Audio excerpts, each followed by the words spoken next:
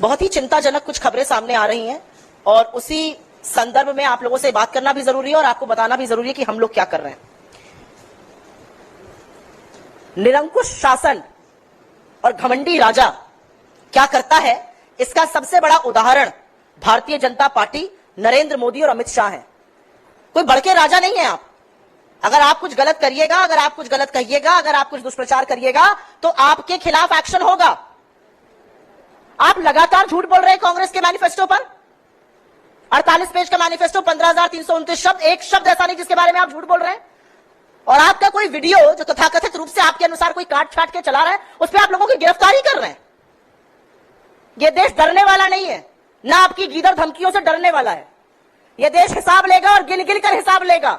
हर उस बेरोजगारी का हिसाब लेगा जो आपके चलते हुई है, उस कमर तोड़ महंगाई का हिसाब लेगा जिसमें एक रोटी कम खानी पड़ रही है क्योंकि आटे दही पर जीएसटी आपने लगा दिया।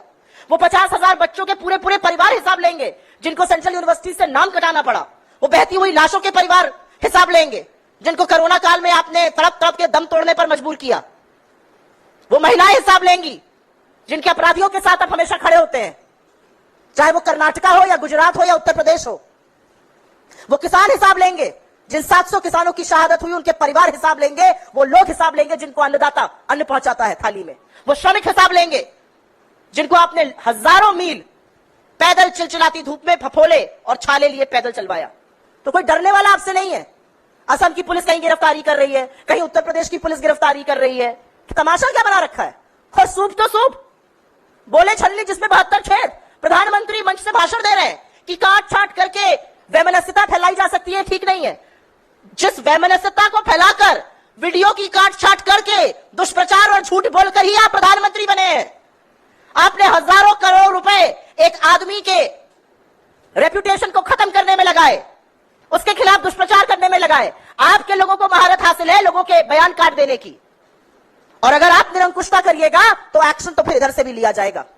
आपके कितने ही लोगों ने 72 घंटे पहले राहुल गांधी जी के वक्तव्य में से, जहां पर उन्होंने SC, ST, OBC, EWS और माइनॉरिटीज की बात करी है, उसमें से SC, ST, OBC, EWS काटा और अब उन सब लोगों के खिलाफ कार्रवाई होगी।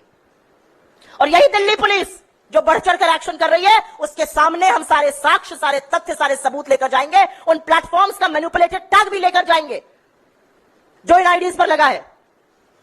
और फिर देखते हैं कि अमित शाह की दिल्ली पुलिस सिर्फ अमित शाह के लिए जागेगी या वाकई में कानून का पालन कराएगी।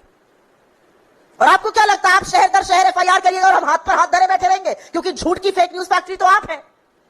तो अब शुरुआत कर ही दी है तो FIR कर्नाटका में भी होगी, FIR तेलंगाना में भी होगी, तमिलनाडु में भी होगी, झारखंड में भी होगी, हिमाचल में भी होगी, हर उस जगह होगी जहां पर आपकी निरंकुशता कायम नहीं है। अगर कानून सम्मत कार्रवाई होनी है तो कानून सम्मत कार्रवाई कीजिए। अगर झूठ नहीं बोलना है तो सबसे पहले इस देश का प्रधानमंत्री अपना कान पकड़ के इस देश की देवतुल्य जनता से माफी मांगे कि कैसे 10 दिन से वो सिर्फ और सिर्फ निराधार झूठ बोल रहे हैं। हमारे मैनिफेस्टो को लेकर झूठ बोलते हैं, छाप को लेकर झूठ बोलते हैं, एक औरत के सबसे कीमती आभूषण मंगलसूत्र को लेकर झूठ बोलते हैं, गरीबों की संपत्ति को लेकर झूठ बोलते हैं, वो झूठ आरक्षण पर भी बोलते हैं। असलियत यह है कि 2 चरण के मतदान के बाद इस देश ने मन बना लिया है विदाई करने का। यह साफ है। इस देश को समझ में आ गया है कि ये जो 400 पार का फर्जी नारा दिया गया था, ये संविधान को बदलने के लिए दिया गया था। और संविधान बदलने का मतलब है आरक्षण को समाप्त करना। और ये देश की जनता उठ खड़ी हुई है, ये देश की जनता जागरूक है, पैरों के तले से जमीन खिसक गई है। वरना 48 घंटे में प्रधानमंत्री से लेकर अमित शाह और मोहन भागवत आकर बार बार सफाई न दे रहे होते। असलियत यह है कि आप आरक्षण के विरोध में हैं, आज से नहीं, इस देश की आजादी से। आपकी असलियत तो मेघवंशी जी बयां करते हैं अपनी किताब में, भंवर मेघवंशी जी, जो कहते हैं कि मैं दलित था और मेरा RSS में किस तरह से मेरे साथ बर्ताव किया जाता था। आपकी असलियत यह बयां करता है कि RSS का एक भी संचालक आज तक न दलित, न आदिवासी, न पिछड़े वर्ग से आया। एक ही समुदाय, एक ही जात के लोग ही बनते हैं। आपकी असलियत वहां बयां होती है जहां पर आपके कार्यकर्ता एक आदिवासी के सिर पर पेशाब करते हैं। आपकी असलियत वहां बयां होती है जहां पर आप दिखावे के लिए दलित के घर खाना पीना खाने जाते हैं और पहले से ही अपनी बोतल, अपना पानी, अपना बर्तन भेजते हैं, उस घर की शुद्धि कराते हैं। यह बयां करती है आपकी असलियत। तो अब आप FIR खेलिएगा, आइए FIR खेलते हैं। आपके हर झूठे बयान के खिलाफ FIR होगी। आज इलेक्शन कमीशन में हमने फिर से अपनी बात दोहराई है कि झूठ बोलना का काम तो इस देश के प्रधानमंत्री नरेंद्र मोदी कर रहे हैं।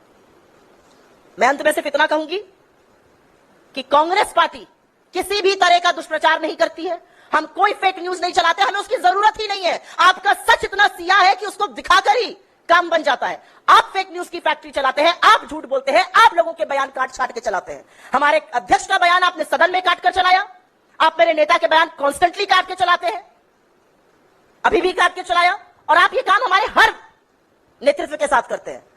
तो मेरा अपना मानना है कि अमित शाह को अगर लगता है कि उनकी दलित विरोधी, आदिवासी विरोधी, पिछड़ा विरोधी सोच एफआईआर करके और लोगों को यहां वहां उठाने से चल जाएगी, तो जो आपके सारे चरण चुंबक बने हुए लोग हैं, आपकी पार्टी के कार्यकर्ता हो या आपके समर्थक हो, और ऐसे झूठे, ऐसे झूठे, ऐसे गंदी गलीच बात करने वाले लोग, महिलाओं के लिए ऐसे शब्द बोलने वाले लोग, जिनको नरेंद्र मोदी जिनके पोस्ट और ट्वीट शेयर करते हैं, उन सबको सबक सिखाएंगे। अब हम ना हम धमकी देते हैं और ना हम फालतू की बातें करते हैं, हम सच के साथ चलते हैं। लेकिन अगर सच आपका सिया है तो यह हमारा सिरदर्द नहीं है, सिरदर्द